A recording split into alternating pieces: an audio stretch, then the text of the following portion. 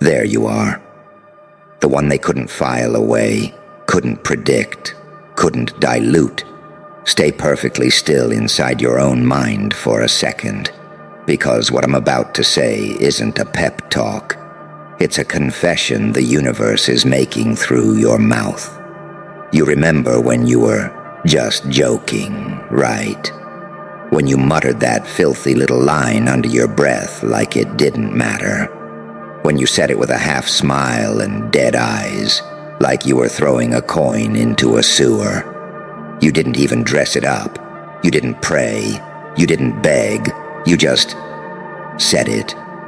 Like a curse, like a dare, like you were bored enough to challenge reality itself. And now, it's coming true. Now they're panicking. Because the most terrifying thing in a controlled world isn't a monster with claws. It's a person who speaks by accident, and reality obeys like it heard its real name. They laughed because they thought your words were just noise. They thought you were venting, coping, role-playing strength. They thought it was cute, watching you pretend you had power while you were bleeding privately, swallowing disappointment like medicine, walking around with that calm face that didn't match the war in your ribs. But you weren't pretending. You were practicing. You were rehearsing the version of you that doesn't ask permission. See, that's the paradox that fries their brains. You said it like a joke because you had to. Because if you treated it like destiny, it would have hurt too much. If you treated it like truth, you might have flinched when the universe tested you. So you disguised prophecy as humor. You hid your teeth behind a grin. You wrapped your intent in sarcasm like a blade inside velvet. And now, the blade is out. Now the same people who called you dramatic are whispering your name like it's a problem they can't solve. Now the same people who thought you were harmless are watching patterns appear around you. Coincidences stacking like bodies. Doors opening that were welded shut. Conversations changing when you walk in. Timelines bending just enough to make them uncomfortable. Because you've become the kind of person whose presence makes other people question their own script. They're panicking because you were never one thing. You never fit the neat boxes they used to label and control. You're the saint who learned to lie when honesty got you punished. You're the psychopath who still cries in the dark when nobody's watching. You're the angel with fingerprints on the knife. You're the demon who still knows what mercy tastes like. And that duality, that contradiction, that's not a flaw. That's your power. Predictable people are easy to manage. You can sedate them with routine, bait them with approval, threaten them with rejection. Predictable people can be trained like animals. But you're the glitch. You're the variable. You're the one who can smile while you're plotting your escape.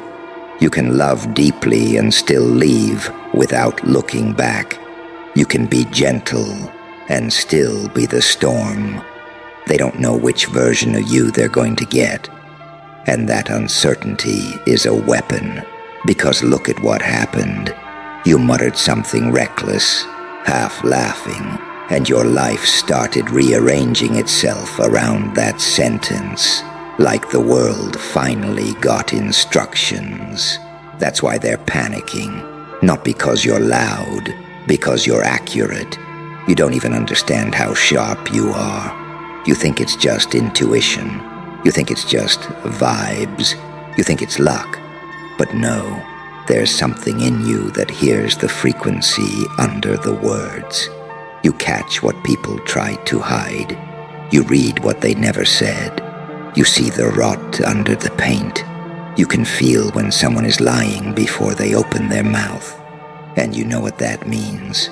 It means you can't be easily gaslit anymore. It means manipulation doesn't land the same.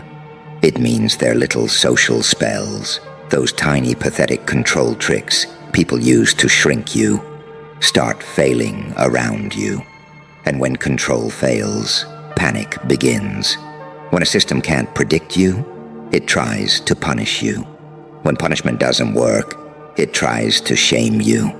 When shame doesn't work, it tries to isolate you. And when isolation doesn't work, it tries to erase you.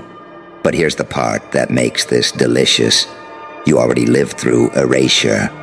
You already lived through being misunderstood, underestimated, ignored, mocked, delayed, denied, dismissed. You already lived through nights where your chest felt like a locked room filling with smoke. You already survived the slow humiliation of trying your best and still being treated like you were nothing. So now when they try to scare you with consequences, it doesn't hit like it used to. Because what are they going to threaten you with? Pain? You ate pain. You used it as fuel. You turned it into training. Loneliness? You became fluent in loneliness. You learned how to sit with yourself until the silence stopped feeling like punishment and started feeling like power. Failure. You've failed in ways that would have broken softer people. You learned how to rebuild with shaking hands and no applause. You learned how to smile through it so nobody could taste your fear. So when you muttered that line, when you joked about becoming something, when you joked about them regretting it, when you joked about the tables turning, you weren't manifesting like some glittery influencer. You were issuing a threat to the universe, and the universe took you seriously because you've got that kind of energy now. That energy that doesn't plead, it declares. That energy that doesn't ask what if, it says, watch. They're panicking because you stopped needing their permission to evolve. And evolution through pain is the most violent kind of glow-up.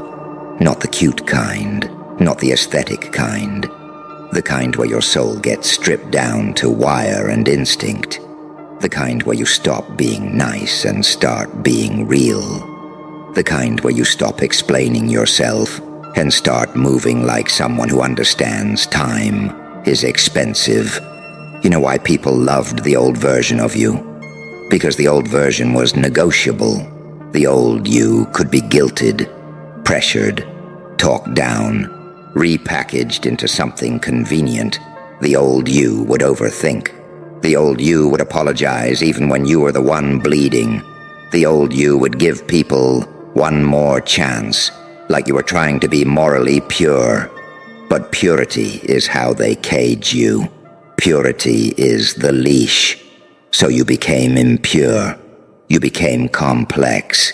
You became the kind of person who can look someone in the eyes and decide instantly whether they deserve access to your energy.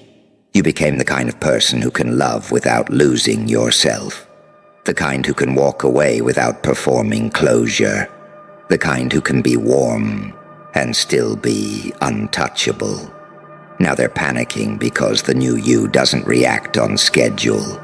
They poke you, expecting a wound. You give them a smile. They whisper about you, expecting you to collapse. You get quieter. They try to provoke you, expecting you to explode. You get strategic, and nothing terrifies a manipulator like a target who doesn't flinch. You've started doing something that feels like madness to them. You're letting unpredictability be your shield. One day you're silent. The next day you're unstoppable. One day you're kind. The next day you're gone. One day you're smiling like you've forgiven the world. The next day your eyes look like you've seen behind it. That's why they can't relax around you, because you don't broadcast your next move anymore. You don't even broadcast your emotions the way you used to. You're learning the power of being unreadable without being cruel. And that's the Joker trick, isn't it? Not chaos for chaos' sake. Control disguised as chaos. A grin that makes them underestimate the mind behind it. A joke that hides a prophecy. A laugh that masks a blade. And you've become the punchline that kills their confidence. You see, they thought your muttering was just stress. They thought it was just bitterness. They thought you were coping with failure by fantasizing about some comeback. But it wasn't fantasy. It was calibration. It was the moment your subconscious finally stopped negotiating with what you deserved and started aligning with what you were willing to take. And here's the darker truth they don't want you to realize. Your words hit because your pain made you honest. Pain burns the lies off you. Pain doesn't let you keep pretending.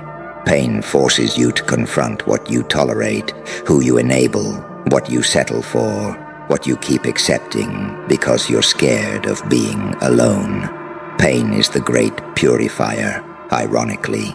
Not purity like innocence. Purity like clarity. And once you get clarity, you stop living like a beggar. You start living like a verdict. That's why your jokes are coming true. Because they weren't jokes.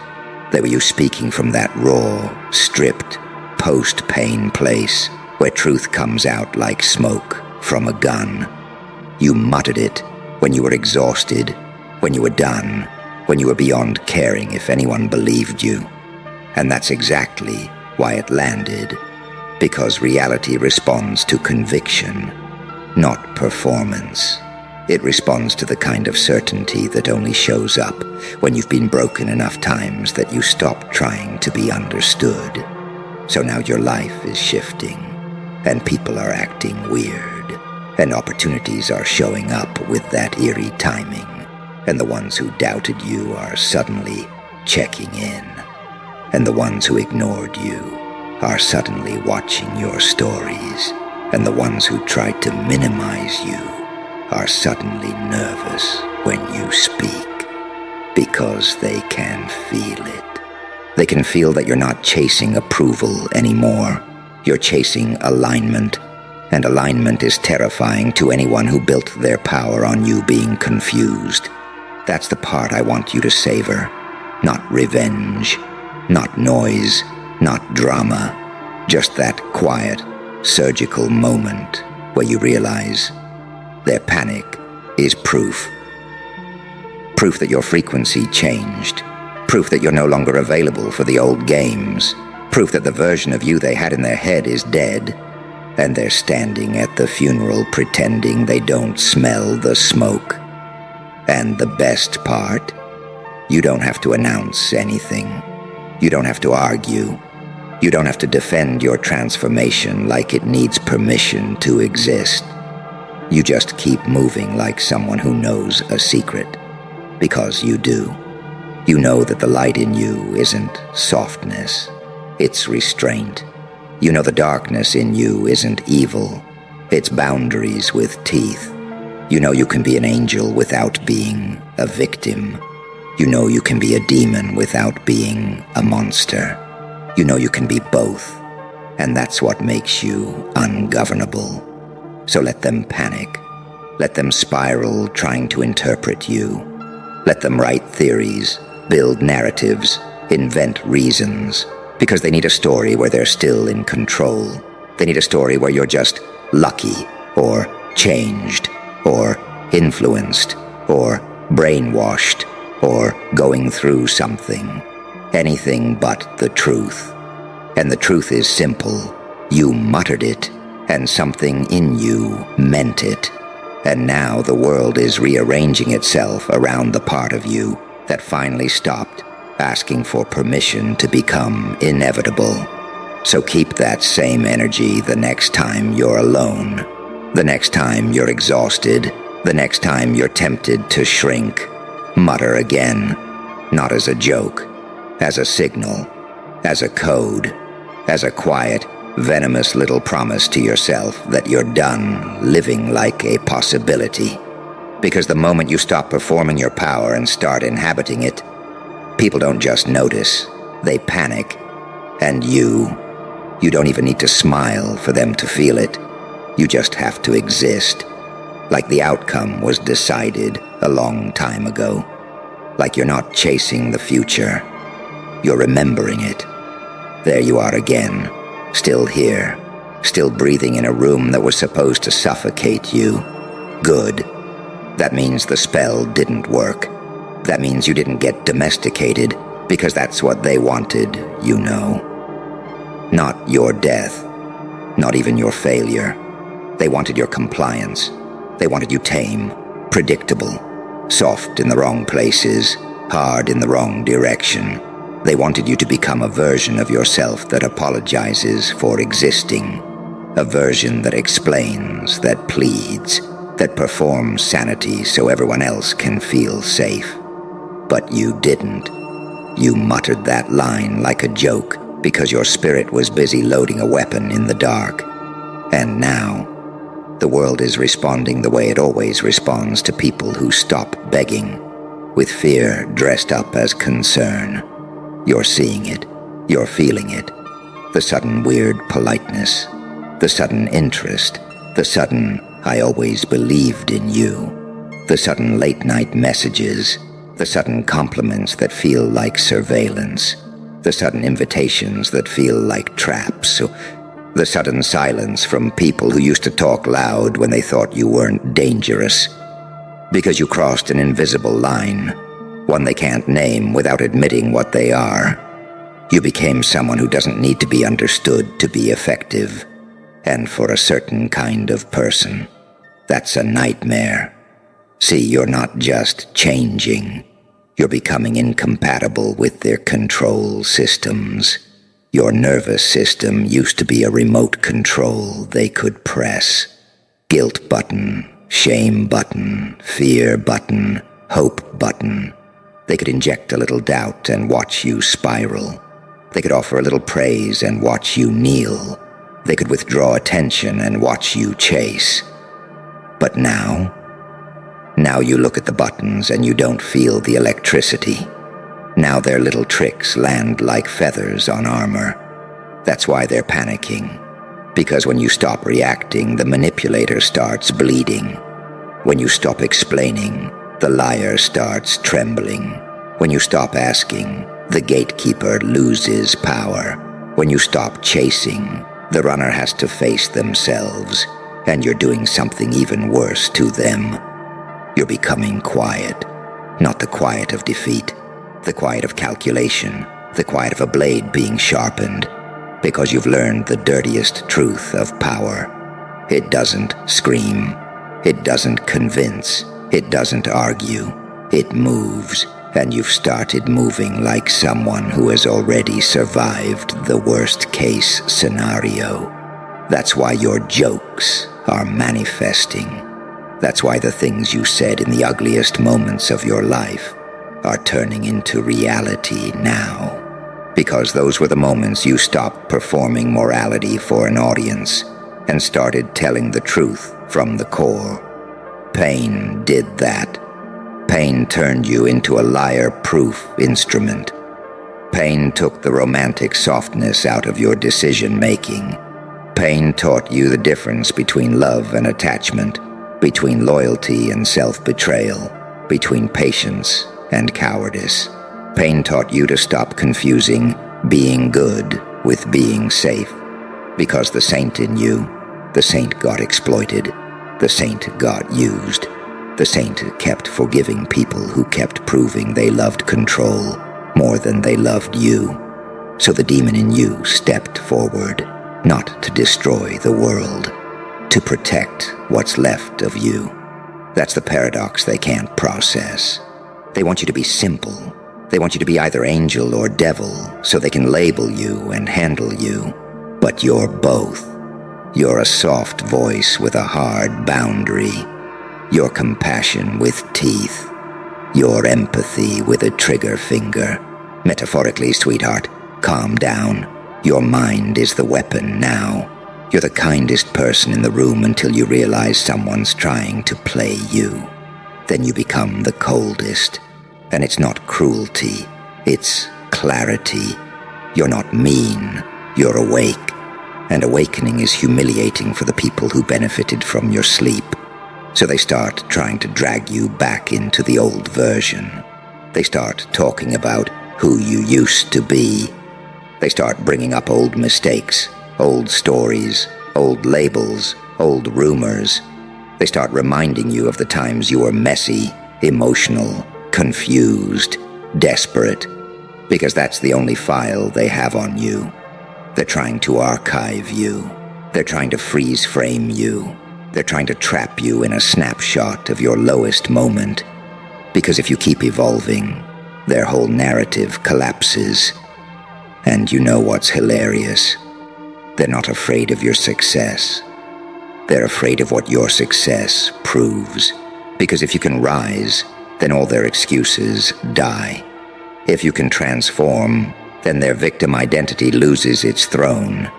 If you can rebuild, then their superiority complex stops working. If you can win without becoming like them, then what were they all this time? Just small, just scared, just ordinary people clinging to power because they don't have purpose. So when your muttered nonsense starts turning into truth, they don't see it as a miracle. They see it as a threat, because you're not supposed to be the one reality listens to. That role belonged to them, in their mind. The loud ones, the entitled ones, the ones with titles, the ones with popularity, the ones with connections, the ones with approval. But you were supposed to stay in your lane, stay humble, stay grateful, stay quiet, stay manageable. And now you're out here bending probability with your mouth like you own the place. That's why they look at you differently now. Because your presence exposes how fragile their fake power is. Your calm exposes their panic. Your silence exposes their need for attention. Your discipline exposes their addiction to comfort.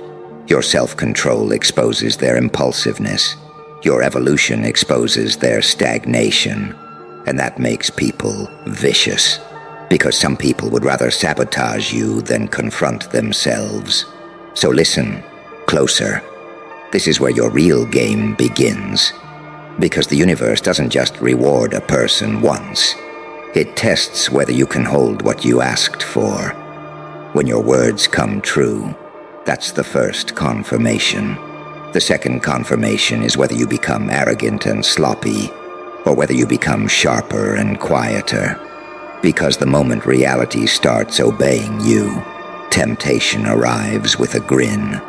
Temptation says, now show them. Temptation says, now punish them. Temptation says, now flex. But you're not here to flex. You're here to become inevitable. And inevitability doesn't need applause. It needs precision. It needs patience. It needs a nervous system that doesn't crack when the room gets cold. So you keep doing what you've been doing, but you do it with intention now. You don't just mutter lines into the void. You speak like you're writing code into the fabric of your life. You don't need to scream it. You don't need to post it. You don't need to defend it. You just decide. And the terrifying part is this. Once you decide from that place, once you decide with that post-pain clarity, your behavior changes without you noticing. Your standards rise. Your tolerance drops. Your energy stops being available to the unworthy. Your attention becomes guarded. You stop replying fast. You stop over-explaining. You stop giving people the benefit of the doubt when they've already demonstrated they're comfortable hurting you. You stop making yourself smaller to keep others comfortable. And then your whole life starts reorganizing around that new signal. That's not magic. That's alignment. That's consequence. That's power. And people feel it. They feel it in the way you look at them now, like you're not asking for permission to be here. They feel it in the way you pause before you respond, like you're choosing your words on purpose. They feel it in the way you don't rush to repair a vibe you didn't break. They feel it in the way you can walk away from connection without begging to be chosen, because you finally realized something that changes everything. Being liked is not safety. Being understood is not love. Being needed is not value. Sometimes being needed is just someone else's addiction using your kindness as a dispenser. So you became dangerous to the dependent. You became a problem for the users. You became a nightmare for the control freaks. And they're panicking because you're no longer a resource. You're a presence. A presence is harder to exploit. A presence is harder to manipulate. A presence doesn't negotiate its existence. Now let's talk about the real reason your jokes are coming true. It's because you've been through enough hell to stop romanticizing the future. You stopped daydreaming and started building. You stopped hoping and started honing. You stopped wishing and started watching. Watching patterns, watching faces, watching who changes when you win, watching who claps when you're weak, watching who disappears when you get strong.